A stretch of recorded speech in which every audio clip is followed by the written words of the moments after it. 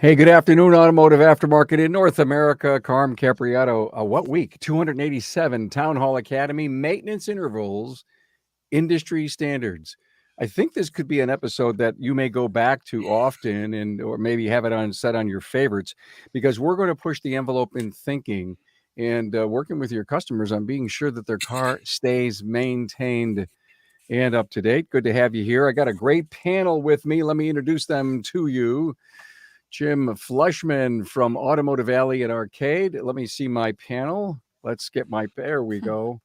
Enough of me and bring my panel up. Jim Fleischman, Automotive Alley, Arcade, New York, with has the shop with wife Shelly. Hey, Jim. Thanks, Carm. Appreciate it. This will be I fun. was. It'll be fun. I was with Jim and Shelly yesterday. It was so much fun. Kim Aurenheimer, CS Automotive, Brentwood, Tennessee, in business with husband Rob. Hi, Kim. Hello. Good to have you here, Kim. And Sean Gilfillan, Automotive Magic, Kenville and Lake Hopatcong, Hopatcong. We'll get it right one of these times. New Jersey, multi-shop owner. And how exciting. He's opening his second location Monday. It was so kind of you to come on and help us. They've all been great contributors to the podcast. So nice to have you here. We're coming to you from the Remarkable Results Radio podcast studio. And I think, as you all know, I call it my Carm Cave. Look, if you're with us on social media, give us a high five, check in with your city, have a question and or a comment for this great panel. We'd love to hear from you. Hey, a shout out to our great sponsor, Shopware. Don't wait until the end of the month to see what's driving your gross profit up or down. With Shopware's crystal clear analytics, you get the numbers you need to change course way before it's too late. Customize it all when you get shopware.com.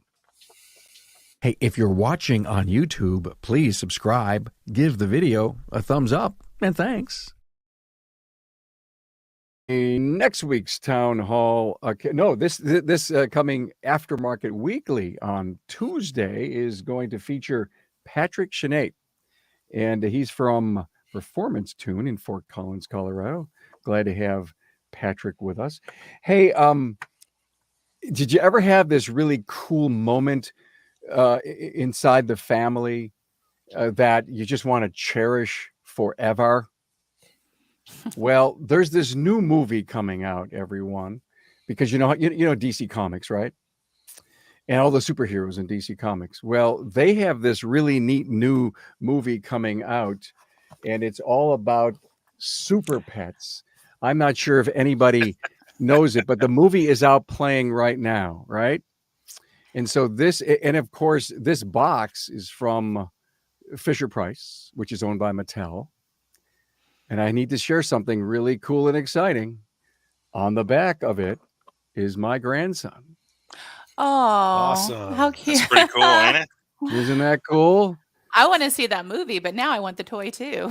Yeah, I know. So of course we have this in a hermetically sealed plastic container, and I took it outside. I wanted to show the rest of the world. We are of course so proud of Donovan. He has been at Fisher-Price often, having pictures taken. They've done a video with him that they put out too. So always a proud grandpa moment here. What a cutie. Well, look, I want to immediately talk about Jim. Jim is involved in an independent group here in Buffalo, and they meet. I don't know. Yesterday, Jim, maybe there were 30 there, and it has continued to grow. This whole networking thing is critical, and it's important for everyone. I couldn't be more proud to hang out with this group and be a member of it. And it was last month where Jim brought a talking point, and his talking point was this graphic that I'd like to bring up. Let me look on the software here, and I just want to share this with everyone. Jim brought this up, and if you can't see it on your phone, try to zoom in, or if you're watching on YouTube, then you probably see it pretty good if you go full screen.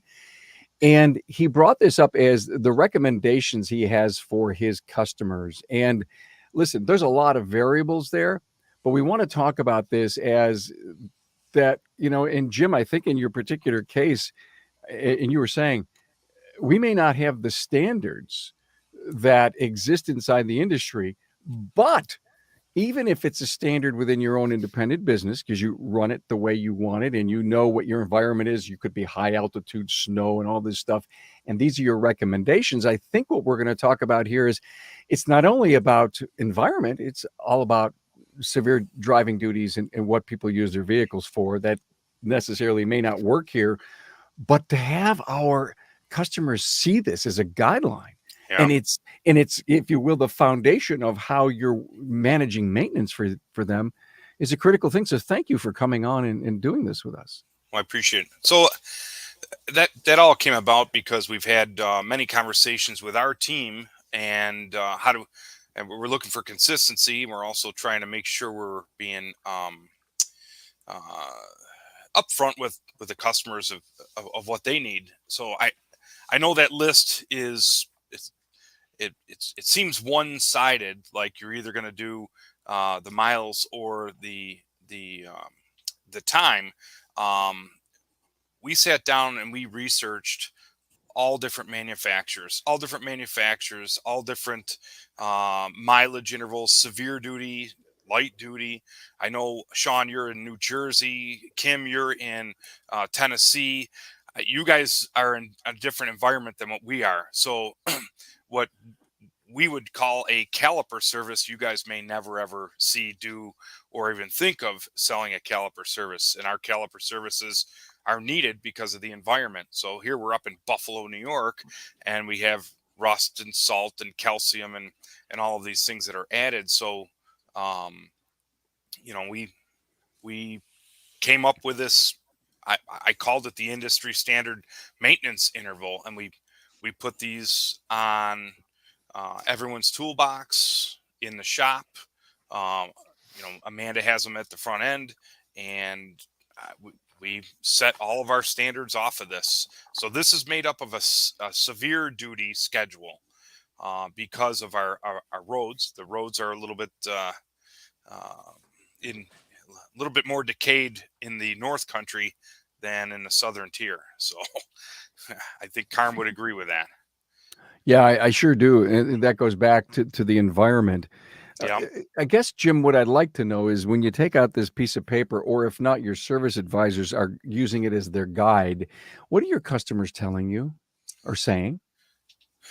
I don't know if I have a good answer from the customer's aspect, but as far as the technicians, we're using DVI, so every single vehicle is getting inspected, and the recommended maintenance is on the DVI, and the way the technicians put it in there is it's a mileage or date recommendation, not that it's this is going to leave you stranded. So we have safety concerns that we see on a daily basis with all sorts of different cars, and then if there's a maintenance concern, it typically would show up in yellow, and we would be making a recommendation from that.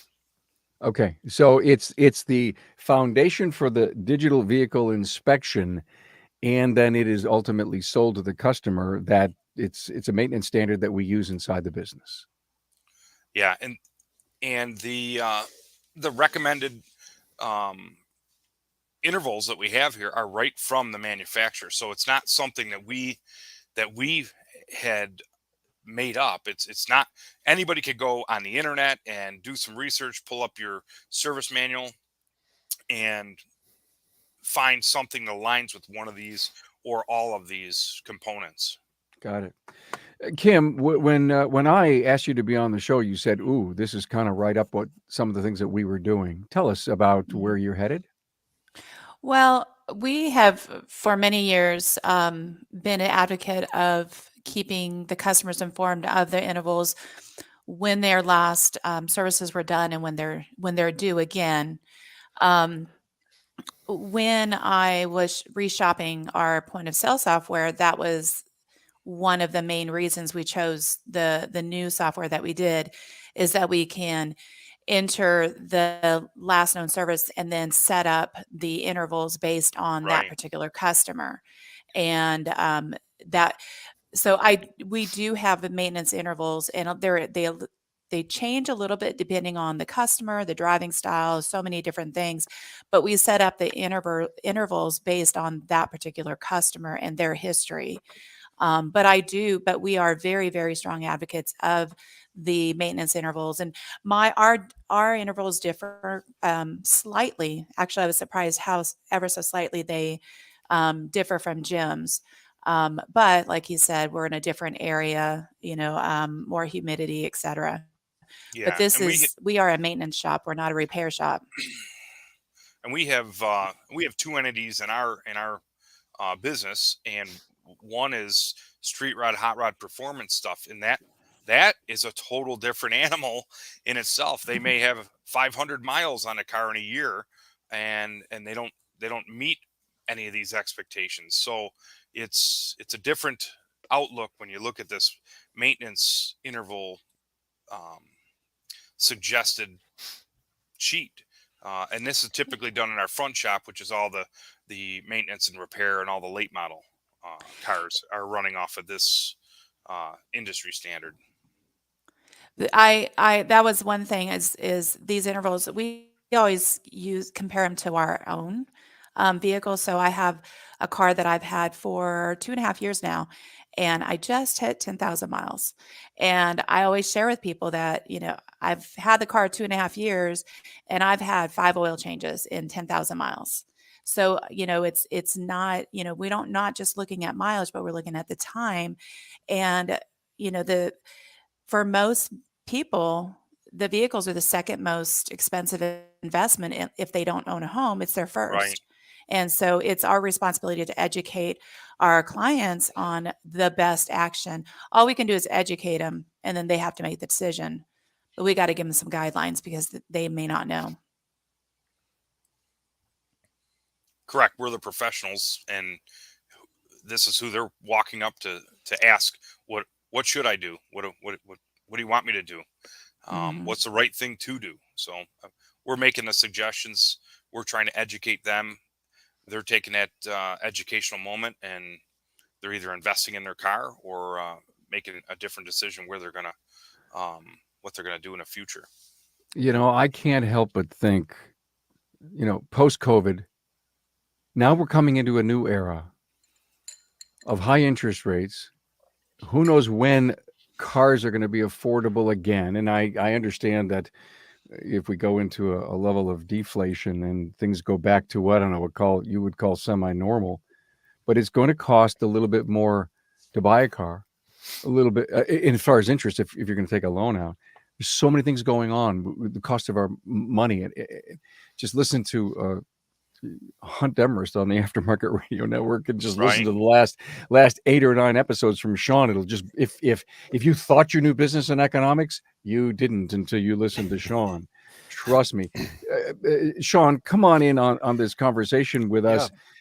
It seems to me that the sell of maintenance has got to be easier to have people understand that we can get so many miles out of this vehicle. Why, unless you want that really fancy new screen in the center of the stack, if you're looking for quality, self-assured transportation, this is the place that's going to get it for you.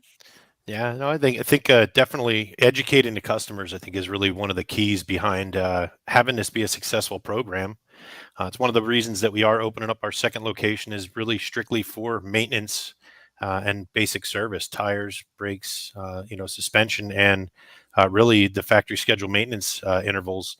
And we've been educating our customers for quite a few years now to think in that 5,000 mile increment, right? And keep the cars on track. So every time you're hitting either a 5 or a 10,000 mile interval with your car, you kind of, oh, I got to get my car in. And it kind of almost becomes a programmed schedule.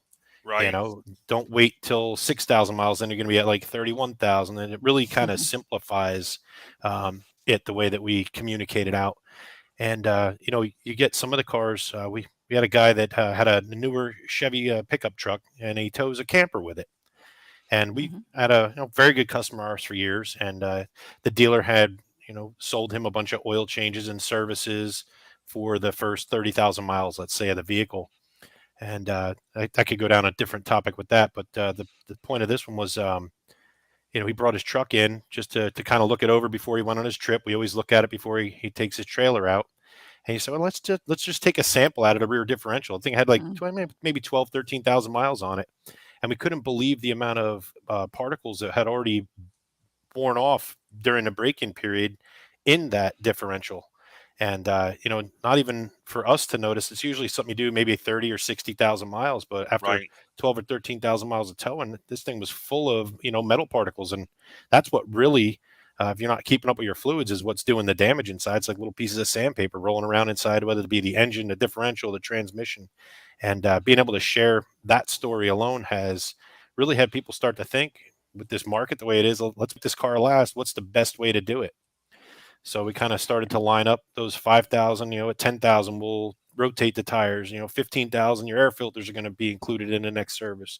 20,000, we're going to rotate your tires again. By the time we get to 30, you're at your 30K service. And we can start to look at some of these fluids depending on what the vehicle's used for too. Some of our Not to customers get in the car and mention, go, go yep, go ahead. not to mention the expense when that rear diff locks up, and Oh the yeah. expense and the the trouble they have to go through to get it to us. Yeah. Right. Right. And we New can't get new engine parts aren't breaks there. in. Yeah. Exactly right. Hey, I think about this. Jim was with me 17 weeks ago on a Town Hall Academy, and the topic was, are you offering only synthetic oil services? Well, as any Town Hall Academy episode would go in 20 different directions, we, of course, ended up in this discussion of maintenance service. And just to all of your points, at this many miles, this is what we're doing. It's not like you're not coming in here for an oil change. You're coming in here for maintenance service. And Sean, I'm sure that's what you're launching the new store on, that Yeah. whole premise. Yeah, and it's been a difficult, somebody comes in going on a trip. Our shop, we get into a lot of deep level diagnostics. We got a couple really good electrical guys there to usually figure out problems for other shops, and those ones that never get fixed right the first time. And we're pulling engines apart. We're doing the big muscle work over there, and to pull one of those guys off to do an oil change or something like that. So really looking at what was going to be effective, opening a second shop, and we're going to be able to grow our own employees there as well. Bring the guys up, in the beginning, and then transition them into being a full-blown automotive technician. Where we got the training, we had the team out at the Vision 2022 event. That was awesome. I saw quite a few of you guys out there, and just bringing the team together and having it grow on its own is really what's been exciting for me as the owner to look back. Holy cow, this is, from starting out by myself in 2003 to where we are today, almost coming up on that 20-year mark, and servicing the customer and really discovering what they need, expect, and want from their car, what they need, expect, and want from us as their service facility has been what's had us continue to grow. So it's servicing the customers, doing the right thing, and helping people make their investments last, I think, is really the bottom line or the foundation of what we're talking about here. Hey, let me jump in here real quick because I felt so much about, being able to help grow our own. In a recent podcast from Chris Cotton, who's also on the Aftermarket Radio Network, he did a show on production apprentices.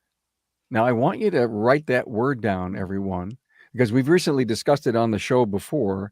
Instead of a general service person, why not bring that person in as a production apprentice? And literally, it's just not, yeah, okay, we're gonna put them on tires. Oh, there's a safety issue there. Yeah.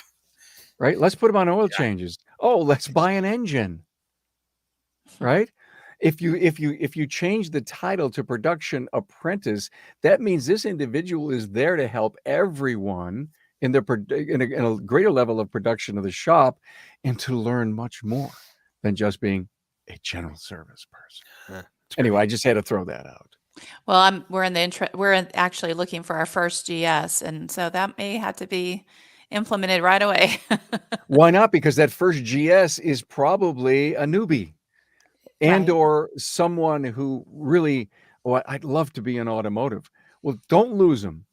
But Bring a career path.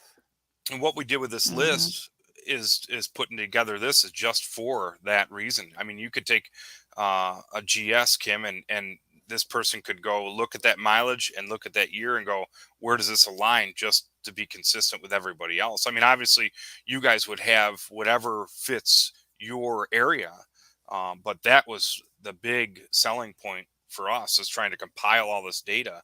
And this we talked about in our meetings. We came up with these numbers. Then we took these numbers and then we went against the manufacturer recommendations, and that's how this was born. And you know, and everybody believes in those numbers. Everybody in the team believes that that is the industry standard up here, and based on what we all did research on. So, And that is when Carm said, "Hey, do you want to do this podcast?" I was like, "Yes," because this has become the foundation of our business. Is again, I talked about when we were shopping for new software, and I talked to the top 4, and the only one that gave us the opportunity to set that schedule up with the client, the first visit.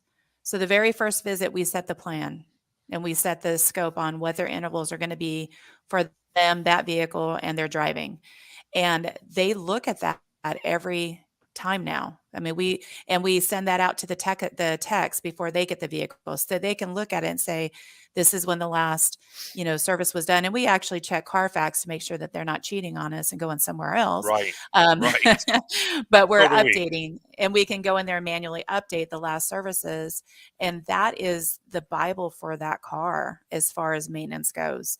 And the service advisors see it, tech see it, and the customers see it. And it's what that's done. I feel like it's created transparency and trust and a relationship with our customer, that we know their car. We know their car better than they know their car. And there's been many discussions that's happened on our end when we present to a customer what we see. They've never been here before, clients never been here before, and we present our findings, and they say, well, I already had that done. Well, from the data that we have, we use Carfax, we use our external history, which would be Carfax, we use our internal history, which they were never here before, they're not one of our clients. And so at that point, we just let them know that, hey, if you're having your vehicle serviced at a center that is a reputable place, and they have a management system that's tied into the Carfax network, this is how it helps everybody. Then you won't have people making suggestions of stuff that you just had done. But they understand if it's explained right. If somebody just said, hey, here's all the recommendations, now they walk away thinking you're trying to steal from them because you didn't take the time to explain why it's on there. And we'll make recommendations based on no record of service. So we'll have that the rear diff, I mean, that's sometimes the engine air filters are harder to check. So we'll say engine air filter or cabin air filter that's buried. Difficult to check, no record of service. So give us record of service and we'll update that mileage and the date. And then we're on a clean slate. So it does build we're not saying it needs to be done. We're saying we don't know if it needs to be done. If you can provide us information, fantastic. And then we can update our system. Let me stop for one more minute, transparency. everyone. Thank you so much, Kim. I want to stop for a minute and talk about Shopware. Hey, can you really order the right tie rods in 40 seconds? Well, yes, you can. Discover no fret, no sweat ordering with Shopware. You'll wonder how you ever worked with a clunky menu within other automotive repair software. On the web, talk to my friends at getshopware.com. So a couple of thoughts. I kind of want to start this segment out about, number one, do you have any special equipment that's involved in the maintenance? And also, Jim, Sean, Kim, you mentioned client, and we have been recently taking that to another level on the show. You have consumer, customer, client, and advocate. Okay. And the advocate would be, of course, your songbird. Can you move a client to an advocate by them saying, listen, you got all my business. You're going to take care of my maintenance. Give me the miles that I need, gas mileage. It just, I'm not going anywhere else. You think this is a strategy to help make that happen? I think that's definitely a great strategy. I think the biggest thing behind that, with all the DVIs nowadays and the ability to, document and take photos of what you're discovering in the befores and the afters of the fluid services. I mean, not for nothing, whether they're going to be at a kid's soccer game or a track and field event, or even out at the bar at night and showing off that, digital inspection. They got to their cell phone, and we've had people come in like, "Hey, we want one of those digital inspection things you do." It's like, "Oh, cool. How'd you hear about that?" And we've now started to really include that in our whole process, is to let people know we're here and show them what we got here. And we're trying to educate the public on making their cars last and keep their investment in their pocket. Can I go on a little rabbit trail real quick? Yeah, you love to do that. I love what you just said about discovered, because I have a pet peeve of technicians finding work when they talk to a customer saying, "Hey, we found this." And the reason, and this is probably just me, but when you find something, you're looking for it. And when you discover something, it's unexpectedly, you just happen upon it. So little rabbit trail there. I love that word discover. Thank you for that. Sure. We tend to use that one often. So are we now. Go for it. No, that's a great We'll point. say like noted or something like that, but found is you're looking for your glasses, so you find them. You're looking for them. Great point. So, Great anyway, point. little rabbit trail. Sorry about that, but I like discovered. Sean, I think you were on mute. I think you were going to say something. Is it possible? Yeah, we can't hear you, Sean. Something happened. A lot of times what happens, people Look at that. I hit the little button on my microphone. I knew it. The Carfax, and then when you mentioned it, really looking at that, and you can see and printing that out for the customer and sharing it with them.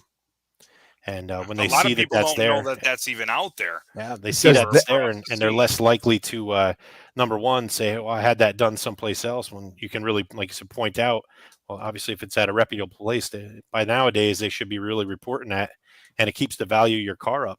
Right. Which is like that whole, the lease program. You're leasing a car, they require you to come back for service, so that they can resell that car at a higher value now, right? I would sit with my team and say, "Look, we got the Carfax. They went to the guy down the road. Okay, they're no longer a client; they're a customer. What are we going to do about it?" Right? How do you switch them Well, back? yeah, you got to buy them back because maybe they didn't want to. And right now, we've had a lot of illness and a lot of planned vacations this month, and we're scheduling 2 and 3 weeks out, which I hate. So sometimes they just have to go somewhere else. So it's nice to know how somebody else took care of them, but you got to bring them back into the fold. For a true blue advocate, would you always find the time somehow, Kim? For a true blue advocate?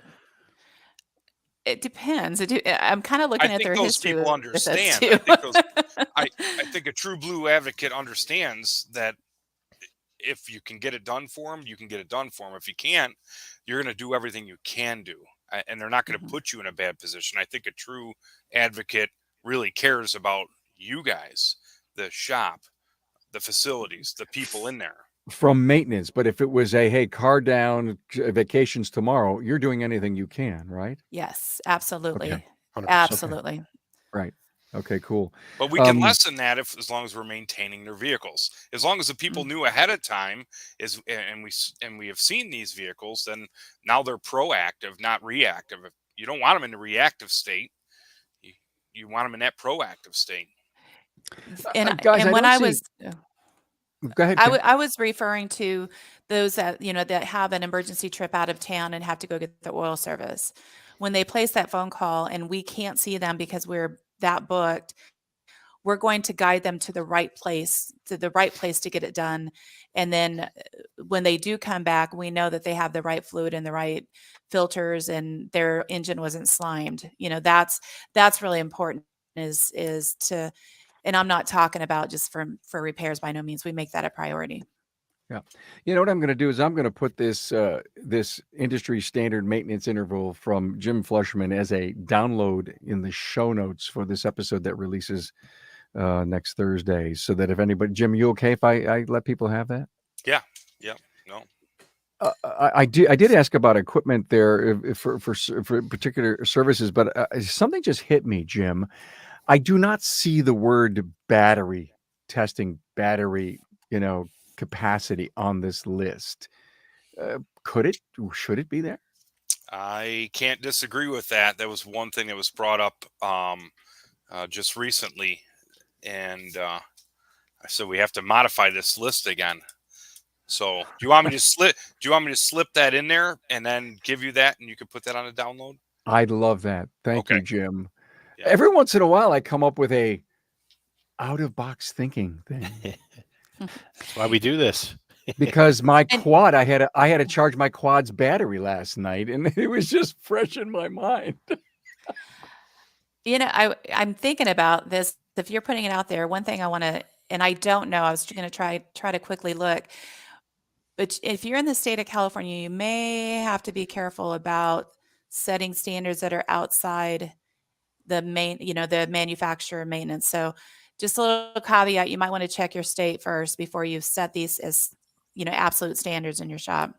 I could be way off on that, but California, anything can happen. That's why we don't live there anymore. Right. Yeah. Yeah, it's a great point. It's a great point. The government seems to have a super reach today, especially in many states, but including California, where they create 30 new laws a day just because you need them. And they And again, nobody can prevent you from maintaining your car above and beyond normal service. Correct.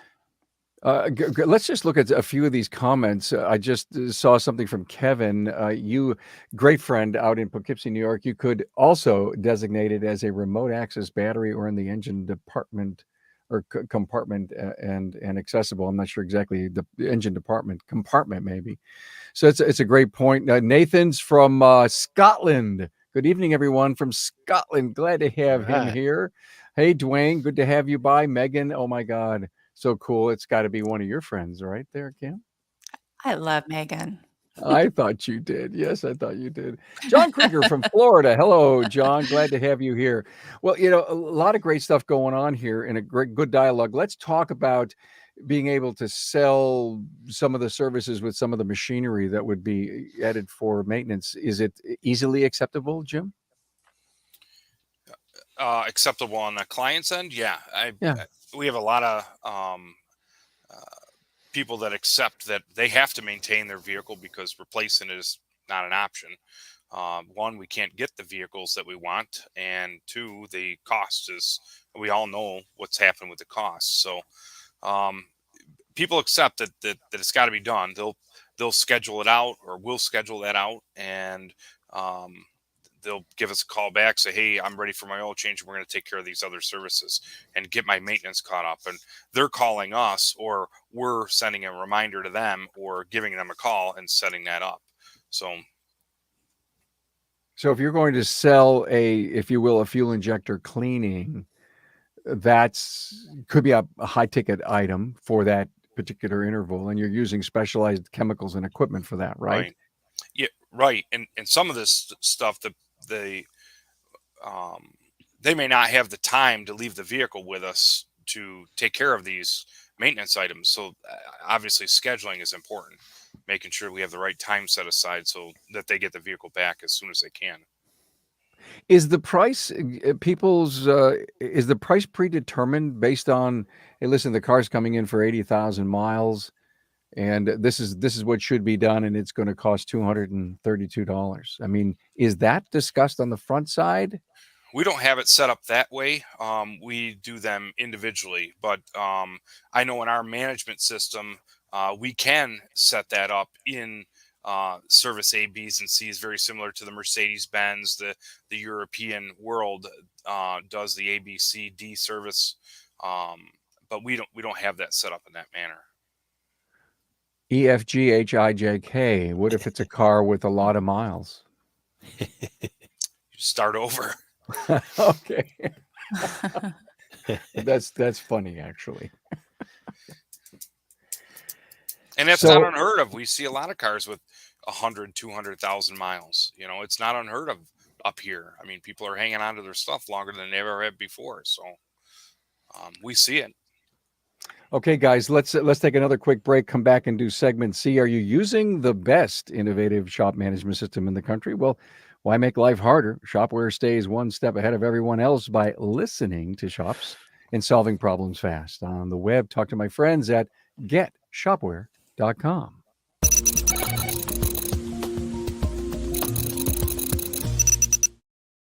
So, can we button this whole episode up regarding Kim? You sent me some great talking points about the benefits for the customer.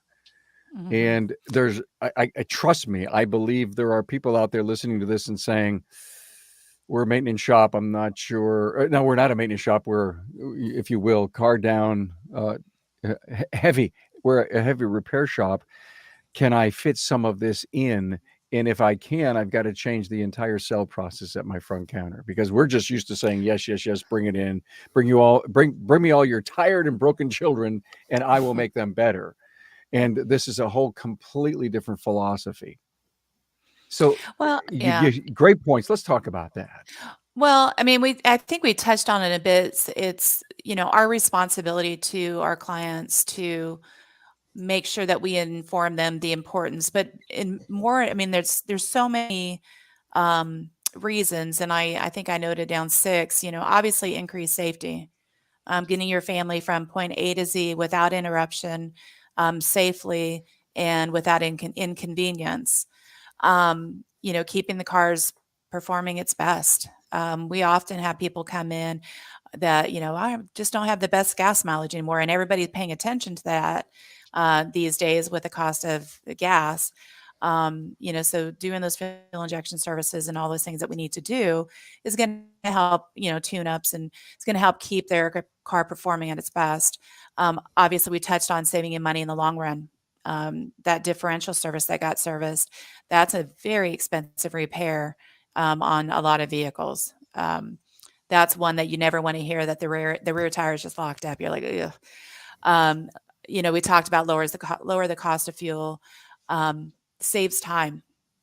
That's a big one for me. Is our clients are so time sensitive that they just, sometimes it's easier just to get it done because it's due, not when they're inconvenienced, or when they have time to leave the vehicle for the day to take care of all the services.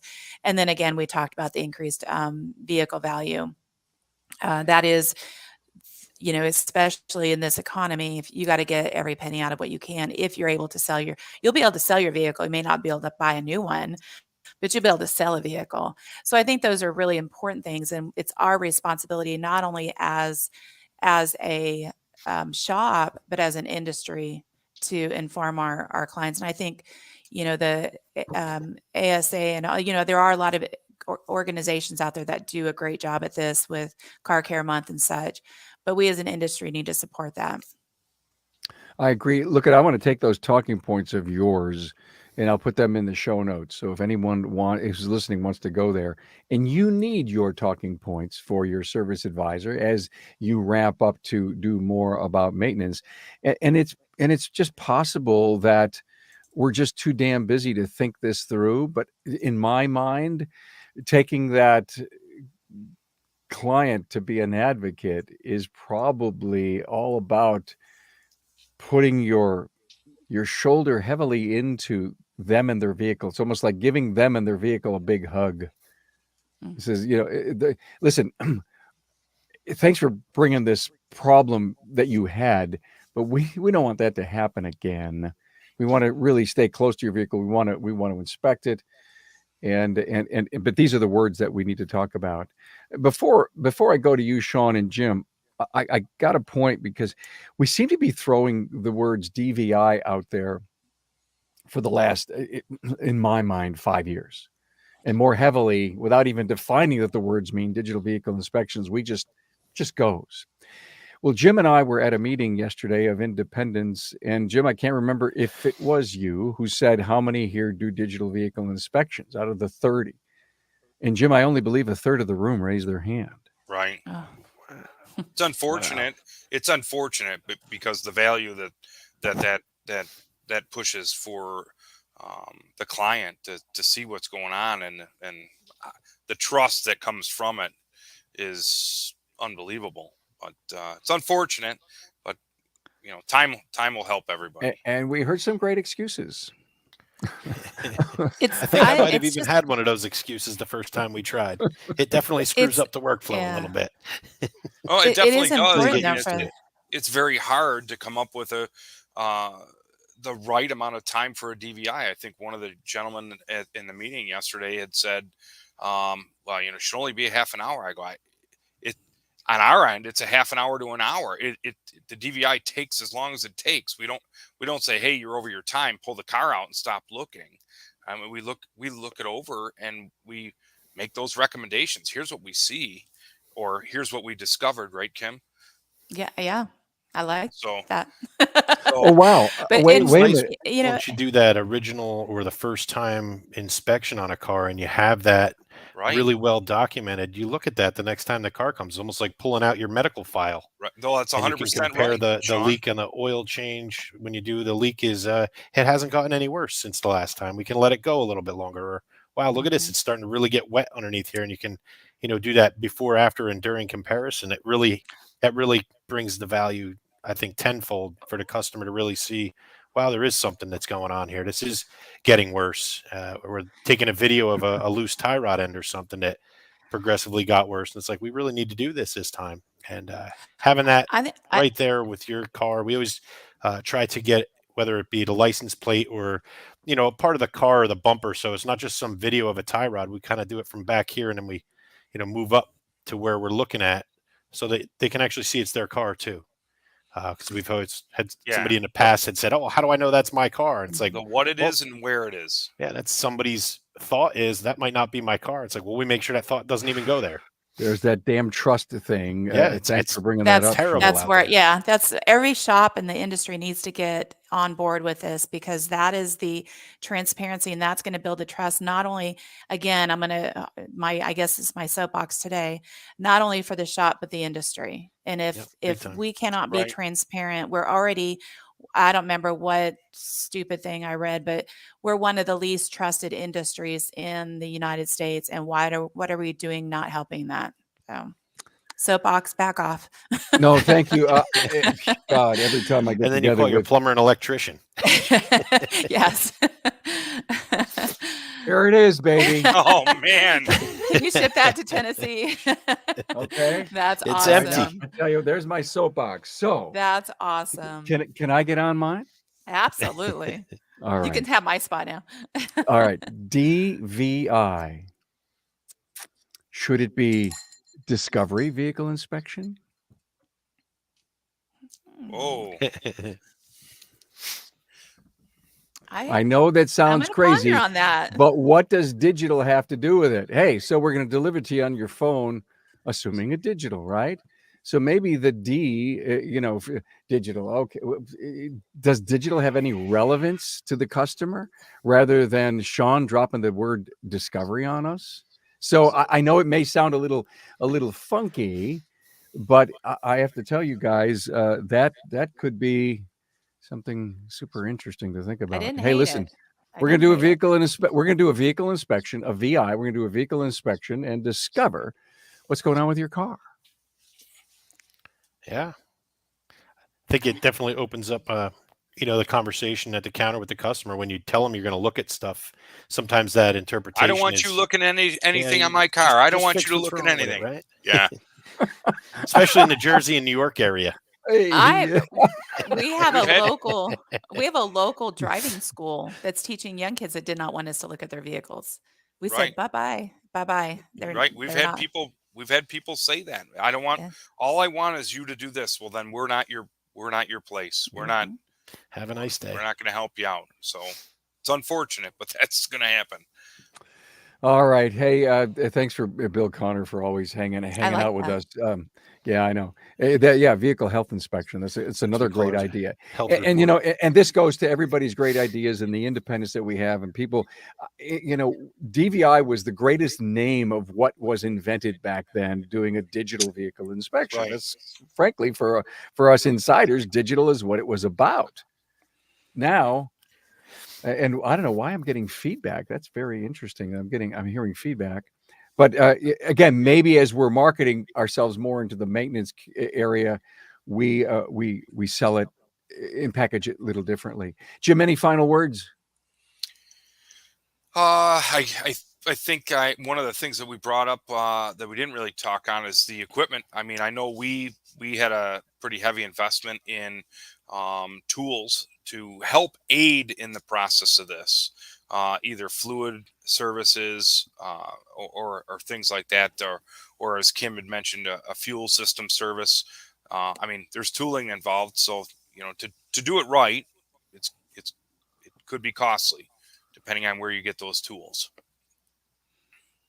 I agree with you. We did not talk about the severity either, but I think that's a discussion again as we talked about the environment and the climate. But the other thing is the severity of the individuals driving. I mean, are they doing long miles in their commute?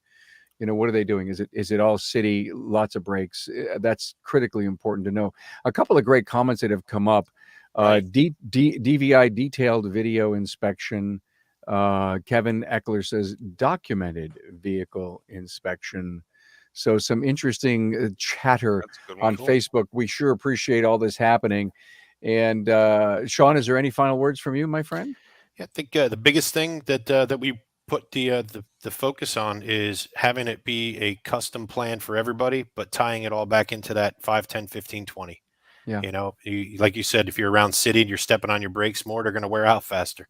If you're getting on the highway and you only step on the brakes when you get off the exit and go to your work, your job, you might do 100 miles on the highway without stepping on the brakes. Yeah, yeah. So really just kind of custom tailoring it to what the customer needs and wants from us and their vehicle. And I'm going to look up an episode here while I give Kim the last word. Well, I don't have anything to say because you kept my soapbox. No, I'm kidding. I think when you are building the maintenance intervals for your customers, it's a great time to build that relationship. So it's twofold: not only knowing what's right for the vehicle, but also getting to know the client and understanding what their needs are, who they are, what they are, and then again, you're tackling so many things at one time as building that relationship, and we should be a relationship business, and this is part of it, is knowing what their vehicle needs and when it needs it. So Brett Beechler did an episode with me. It was 758. We titled it, "Do You Have a 40% Close Rate for Pre-Scheduled Appointments?"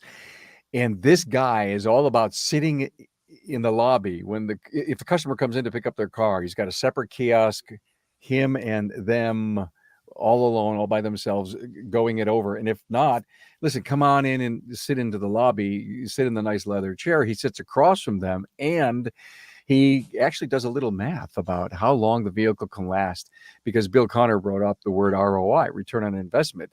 That is a wonderful discussion. Please listen to Brett Beechler's 758, tie it into this episode, and change how you approach selling maintenance. Hey, thank you all so much for being here. Jim Fleshman, Automotive Alley Arcade, New York, in business with wife Shelley. Kim Aurenheimer, CS Automotive, Brentwood, Tennessee, with husband Rob. And multi-shop operator Sean Gilfillan, Automotive Magic in New Jersey. Every time I say those cities you're in, I screw them up, so I'm not. Hey, everyone, have a wonderful and a great weekend. Thanks so much for your support. Thanks, Carm. Thanks for having Carm. us. Thanks, Thanks, everybody. Carm. Thanks, guys.